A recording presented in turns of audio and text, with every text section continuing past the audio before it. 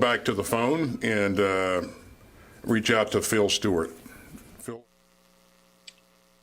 Yes, hi. I have a question for both of you.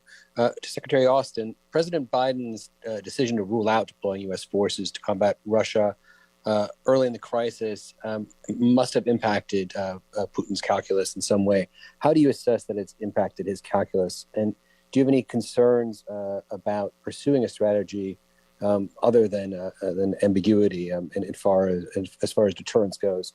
And to Chairman Milley, if President Biden responds by deploying U.S. troops in NATO's eastern flank or with economic sanctions, how do you anticipate that Russia will retaliate? How are you preparing for potential retaliation in Europe, and how are you preparing for potential retaliation against the homeland, perhaps by Russian use of cyber warfare? Thank you. Thanks, Phil. I won't speculate about what or how President Putin is thinking. I think that's been the question that everybody has. You know, what if he did something like this? What would he possibly want to achieve? So I won't speculate on that.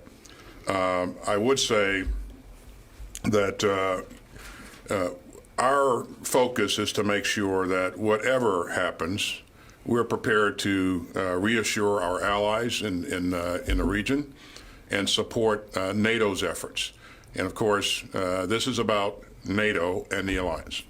And I would remind you that NATO is a defensive alliance. Again, you've heard the chairman talk about the resources that NATO has, and I think they are considerable resources.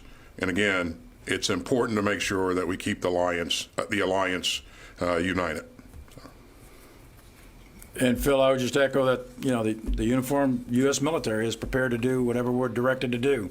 And we are increasing our readiness postures for units, and we'll be prepared to execute whatever the President and Secretary of Defense require of us. With respect to your question about the homeland and cyber and all of that, we have capabilities. I'm not going to go into them here at the microphone, but we've got a significant amount of capabilities to defend and do whatever is necessary to protect the homeland.